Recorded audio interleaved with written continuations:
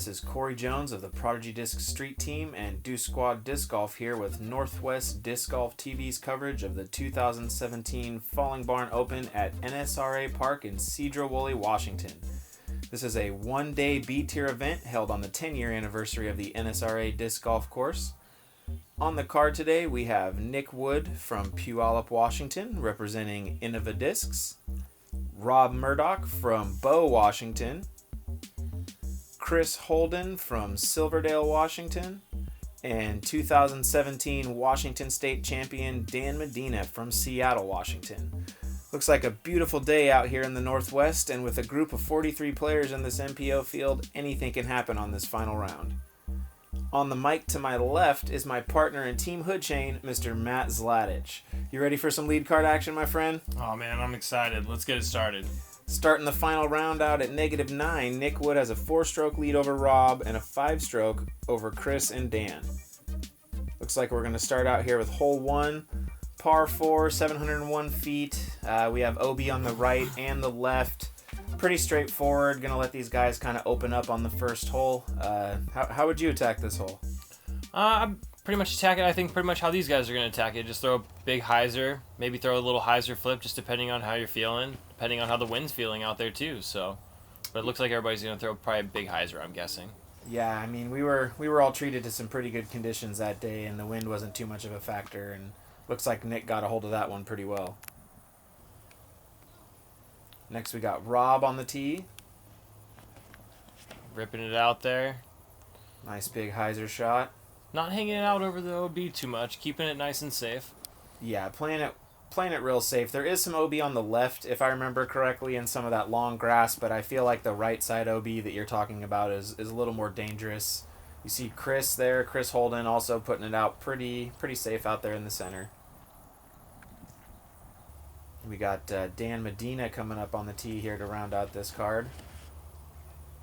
We are professionals. Nice, smooth, hyzer right out into the middle. Yep, they all played this pretty textbook there. You know, just depending on how far you want to bite it off, but it looks like most of these guys played it pretty safe there. Dan lining up. Oh, looks like going for a hyzer flip. Doesn't really stand up too much. Coming up just a little short. Yeah, he's gonna be looking at the basket there. It is tucked up under the tree line that you can see straight ahead. As Rob there going for the hyzer play also probably kept it a little lower than he wanted. These guys are really looking to try to get it up into that tree line for the easy tap-in 3. And you see Chris going pretty wide there with his approach shot, but seems to put it into some form of a putt range there. Nick lining up. Nice little backhand. Coming in nice and smooth. And, oh. There we go. It looks like it fought through those trees pretty well, and he should be having a relatively easy tap-in. We see Dan lining up what looks like an outside circle putt. Giving it a good run, just kind of leaving it a little high, a little wide. Rob lining up in between the trees, little jump putt, a little high. Got a putt coming back. Chris, and just a little short on the right side. Looks like maybe a bug or something flying in his face there. Nick with the nice in tap-in 3 on our hole 1 par 4. He's going to distance himself even just a little bit further from the rest of the card there, and you know, probably a good portion of the field. Chris taps in. And Rob finishes out. Nice finishes, guys. Good start here for hole 1. Do you want us to call when it's in and out? Little interaction with the crowd. So with Nick having the solo birdie on hole 1, he's, like I said, extending himself a little bit further there. Going into hole 2 here, we have a par 3, 245 feet.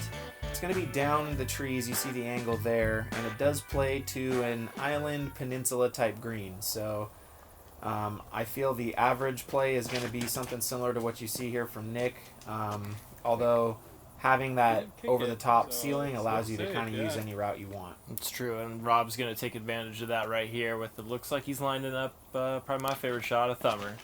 Yeah, we anybody around here knows that thumber is synonymous with the Matthew Zlatich. And Chris looks like he's lining up the same thing. Looks like he pushed it a little bit more on the further. left side, yep. Nice shot. And with that nice little roll there, it looks like To the he's right. going to give himself a pretty good chance at a birdie there. Mm-hmm. Dan lining up a backhand, it looks like, over on the right side of the trees. The purpose of Looks it like it's coming in pretty nicely. to freak out and kill people. Ding. And give himself a putt. Looks like he's actually the furthest out, unless this was a speed of play move, but looks like a bit of a tester here for birdie. He didn't look too excited about that effort, but it was close. He just put a little outside. A little bit of wind out there. Rob just leaves it just a little short. We'll get it started here shortly. Nick lining up for his 2. Ah, Just off the basket's edge. Yeah, Chris. Good Chris putt by converts. Nice birdie 2 for Chris there. Picking up some momentum. good comeback putt by Dan right there. Nice little tap in. Rob going to do a little cleanup here as well on hole 2. Hey, look, yeah. Beautiful day out there. Look at that view. All right. So Chris there with the only 2, climbing up into a tie with Rob Murdock there for second place on the card at least. We're going into hole 3 now, another par 4, 570 feet. We have OB on the path and right, as well as in the barn structure if you make it into that barn on your drive. Relatively straightforward, nice uphill shot. See how these players attack it. I like how Chris is going with the thumber on this one. I think that's the right play. I mean, not a lot of people would agree with us, but I think that's the right play just because it's very safe. It puts you right in the middle of the fairway, and you have a fairly easy shot for your approach. Yeah, you know, anything that you're comfortable getting down that first gap and leaving yourself with an easy kind of hyzer play for the right-hand player is going to be smart. And it looks like Rob here as well is going to go with the overhand, the thumber, and they're just looking to put themselves out in the fairway as much as possible. You know, he finished a little bit more right than Chris did, but either way, they both look to be attacking the fairway pretty well. Dan's going a little more aggressive with the flex shot, trying to get it farther up the fairway. Looks like, though, he's flexing a little too far to the right and moving out of bounds. Yeah, he found himself out of bounds, and you can see that Rob was pretty close to being out of bounds there with that overhand shot, so he may have played it a little wider than he wanted. Oh. And getting caught up there on the upshot, as you see as well, is going to leave him a decent approach coming up for that par 4. This tree is no joke, and it is a Mando, if I recall. Correct. You do have to stay outside of that tree as well, kind of to protect the barn structure. That would be Dan for his 3 after going OB on the drive, and that looked to be a great shot. Chris lining up a nice backhand hyzer approach. And I feel like that's pretty textbook. Looked like it may have gone a little long. Kind of lost the disc in the sun there. Oh, Nick going overhand. I've never seen that before. You know, I think he just wanted to join the overhand party, and unfortunately he partied a little too hard, you guys. He made it all the way out of bounds on that one. So Quick approach. Got Rob lining up a shot. Nice and easy approach up there. Gonna have a tap in. Oh, Ooh. Chris with a nice little around the tree knee putt there. Dan looking to convert just a little low, and it, you know, you may not see it very well on the camera footage here, but it does drop off behind the pin a little bit, so it makes me think that that was probably in his head a little bit. But that was an unfortunate miss for Dan. Great shot from where he went OB though. All in all, a good way to attack the hole from where he was at. Not yet. See Rob tapping in, and Dan going to come in and Um, clean up the unfortunate bogey, and moving on here to hole 4. So 2 penalties going OB, giving these guys, you know, the OB strokes there. Nick still with a 4-stroke lead over the rest of the card, 6 over Dan. Going into hole 4, par 3, 300 feet. Pretty straightforward. There is a bit of a drop-off back behind the pin that's going to maybe keep these players from going too aggressive, but it's a pretty straightforward hole. And we see Chris lining up here with a nice backhand hyzer spike at it, and that's definitely putting himself in range for a putt. got a putt. Looks like he's got a bush in the way, but he should be able to putt around that. Rob seems to follow suit again with the hyzer. He didn't look too impressed with it. Looks like he left it a little bit short there, but he's definitely putting from where he's at, so Nick lining up with what I'm assuming is a fairway driver at this distance, and Ooh, what a gives, flasher. Gives it a little tree kiss there. Almost puts it right in the chains. Yeah, I don't blame him not wanting to go long. I went long on this hole, and it put me down there. And I gave myself a putt, but it's not fun getting stuck down below. Yeah, and you can see where Dan's at here. He's not out of bounds or anything, but he's definitely guarded off from the green from where you want to be. And you know, when I played this hole, I myself Gives it a run, man. That was Wow. a great run. I tend to play it a little safer on the short side here, and And he Wow. cans it, folks. that's an absolute slam dunk from parking lot G7. I think we're gonna have to watch that one again. And it's a death putt, too. Yeah, there are ice in the veins. There's no wobble on that one. Just looking straight in the center.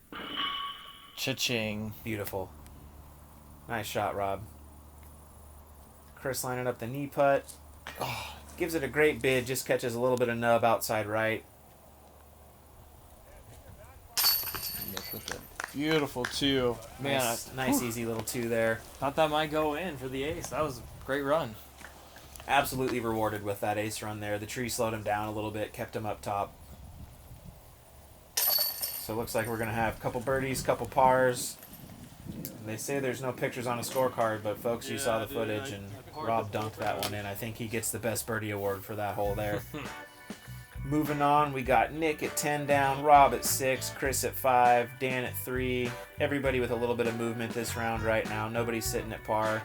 Moving on to hole 5, par 3, 304 feet. Plays pretty similar to the last hole, just a bit of shifting in where the OB lies, mainly in that the OB is left of the pin. Kind of gives you a little bit easier hyzer play. And I myself feel it's a little bit more attackable. You also get the perk of, you'll see just to the left of the basket is one of the original art baskets that was put in the course 10 years ago, and that's part of how they were able to get the city to get disc golf in the park, was to kind of sell it as art in the park. And it's really cool to see that bit of history still around for us when we get a chance to go out there and play. And alongside those, you'll see some of these baskets are the new blue top Innova disc catchers. I believe there's 9 of each right now, 9 of the older baskets, 9 of these newer baskets that will eventually, they'll all match, but kind of cool to see the new coming in and the old staying behind.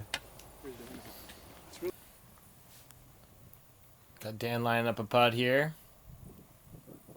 Oh, and he cans it, folks. Such Just on the beauty. right side of it, too. Beautiful. Catches corner pocket on the pro side over there. We're going to have to see that from a different angle. Oh, excellent. Beautiful spin release. And she catches. On the money. Nice putt, Dan. Chris with a nice little tap in there. Seems that him and Nick were making a little bit of minis there. All around, good showing by the lead card here on hole 5. Rob, the only one not to get the birdie, but still smiling right there. Thumbs up, boys. Thumbs up. Hole 6, par 3, 401 feet. The basket's going to be straight down the hill. You see here it's one of the older baskets. Kind of a tunnel shot. You got a little bit of danger on the left, on the right. How did you attack this hole, Matt? I actually threw a thumber on this one. Weird. It worked out for me. It got me down the fairway. I had a putt at it. But I think the best play at is pretty much what Nick's doing right here. Nice backhand, pop up. You know, yeah, he caught a little tree coming in there, but as far as the backhand play, I agree. I mean, you see Chris there. He gets the unfortunate effect of trying to play that downhill tunnel shot, and he's going to have a bit more to chew off on his second shot than I think he wanted. Looks like Dan's was coming in pretty nicely, just a little off to the side there. Again, it's kind of a hard tunnel to navigate, and you see Rob saying, I don't want to play with that tunnel, I'm just going to hyzer over the top of it. Again, going a little to the side, but should be a relatively easy bid at a par. Chris playing a big hyzer spike, it looks like, coming in. And That's not too bad. came out over, I think, on the left side. Pitching out. And that should be a fairly easy putt. It's on the dance floor, looks like it's inside circle. pretty much routine there. Oh my God. Man, he was giving that a nice run, nice little step out hyzer bid there. Chris was a little farther out than I thought he was. Yep, he's lined up in the trees there. You know, good out with, you know, had a weird angle to deal with, but all in all, he's up there, so. Nick giving it a good bid for 2, just a little high. You know, he gave it a good effort, though. Cleaned up the 3. Gosh darn it. He's helping out with the commentary. Nice little cleanup putt there from Rob. Chris will tap out for his 4. Dan with the bag putt. He knew. He had no question. He was ready. He just wanted to move on. Hole 6 can do that to you. Chris with the unfortunate bogey stroke on that hole, dropping himself 1 behind Rob, putting him 6 behind Nick. You know, him and Rob tied at 1 down for the round. Still a bit of movement. Hole 7, pretty tricky pin location. It's tricky. up on the hill inside the tree line, and you can see the basket there. You can't see the tee pad, and vice versa. From the tee pad, you're not going to see the basket, but it is in basically the darkest part of the shadows at the end of the fairway. You see right there. I myself like the forehand play just because I think it's a little safer for the angle, but if you have a nice backhand shot that's going to flex towards the pin and you can get yourself to that hillside like you see these guys going for, Dan got pretty aggressive with it, but if you can get through into that tree line, you'll be looking at the basket. Yeah, I think the forehand is, I think, probably the best play. If you get a good forehand to either, you know, all air, if you get a nice skip off of the path to get it to skip right up in there. Chris is going with the thumber. That's another good shot, too. What was that? Is that chicken wing? Yeah, anything that you can get to naturally pan to the right on this is going to be good. Nick with a great almost bid makes there. Dan. He was doesn't- not happy just with right that. out of his hand. Didn't like it. You know, you don't get to that level without knowing your game pretty intimately, and Rob as Rob well. feels the same way. You know, and I that hill, feel for you. that hill doesn't translate maybe as well as it does in person. Oh, and he gets it. Great putt. But That's a great Chris 2. drains that, and you can see him climbing that hill. He's not a small guy. That's a We're gonna big get that in hill. the slow mo too. Excellent. Come on. Yeah, Oh, tried to spit out. a little bit of dancing there, but those new baskets caught pretty well. Looks like everybody else is going to clean up here and move on from the little bit of a goat hill. Moving on to hole 8. A little bit of a doozy. I don't know what the rules are on that, so. Chris with the solo bird on that, tying Nick for the round at 2 under.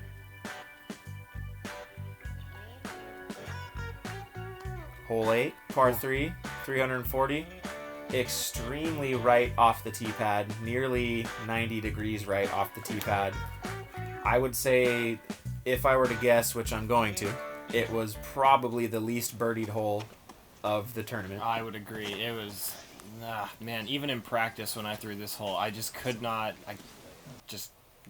Shout out to Ming Vang, who I know parked this hole and put it in there for the 2 during the round with a nice forehand, which Impressive. it not only is it impressive, I think that it's the way to attack the hole myself. The backhand, it can be done, and you see these guys trying it, and I don't question their thought process on that because they're very good at what they do. The low ceiling, though, right off the box, you have to get across the road, and then the ceiling gets lower. And I mean, the flex shot is there, but it's so hard to keep it on that angle underneath that ceiling without hitting anything. Oh, absolutely. I agree. And I tend to try to play the better percentage shots, even if, you know, I'm not going to guarantee myself the birdie. I want to guarantee myself the par. So, again, I think that the forehand play is the way to go. You see Rob throwing a nice hyzer approach from where he was at. That's going to be a little shy of the basket. He's got an outside circle putt there to try to save his par. And a lot of these guys are in not the best position. Chris even went with the forehand off the tee. I think he just pushed it a little flatter than he wanted. He still got a nice approach, though, and you can see that should put him inside circle 1. Nick looks like he's lining up something fun here. He's doing a lot of speculation. Oh.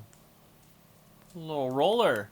Anyone that's had a chance to play with Nick Wood on a casual round knows he likes to flick those putters around, and you can see that practice is paying off. He's got himself a nice little shot. Unfortunate little tree kick there, which kept that disc outside the circle. So should still have a little putt through the trees, though. Rob. Oh, man. Right off the top. Great bid. That would have been another nice long one for Rob there. Nick getting his par. Nick cleaning up par, which, yeah, and, you know, that's gonna be a birdie on a good 25% of the field if you look at it statistically, because a 3 on this hole is a good score. I know, I believe I took a 3 both rounds, but I was fighting for par. I mean, I think I had a putt from 40 feet to save for my par, so I mean, props to these guys to have nice, easy par putts.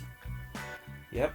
Rob taking the solo 4 on that one to put him back to even for the round. Gonna put Chris in second place on this card at 6 under. Moving into hole 9, which plays 215 feet as an island. Just kind of flagged off island green. It's pretty attackable, but you can get in some trouble. There's some trees there that could cause some kicks to get you out of bounds. You could play it a little short, you know, maybe trying to be too conservative, but you see Chris just putting what I would assume is a putter, which is probably what most of these guys are going to throw at that distance. Just throw a nice, you know, putter hyzer and let it find its way down towards the pin.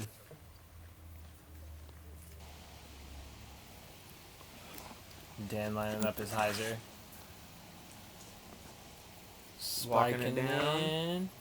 Oh, a little shorter than I thought it was going to be from the tee, but a conservative play is not necessarily a bad play here. I myself play it just a little shy to the front edge and then try to putt from the outside of these tree circle that you see here. Kind of from where Dan is. I don't mind that putt so much myself. Oh, Dan just misses it. He gave it a good effort, though, and he's been hitting those, so you can't fault him for trying. And Rob, again, right off the front. Right off the front, man. Come on. Chris lining up. Got her. Yeah. Nice putt. Great putt, Chris. Get to see that again. Mr. Christopher James Holden right in the stripe. Almost got out the Tried to backside. go out the back. That's a salty little putter there. Dan puts it back in. No problem on that comeback. Great confidence in that putt. You have to have that, though. Even when you miss the putt you wanted to make, you make the putt you have to make. So, nice little tap in there for Nick, giving himself another stroke. So, with Chris and Nick there on hole 9 taking birdies, that's going to put a 5-stroke lead between Nick and Chris here on the front 9. Thanks for checking it out and watching, and I hope you get back with us on the back 9. Check it out.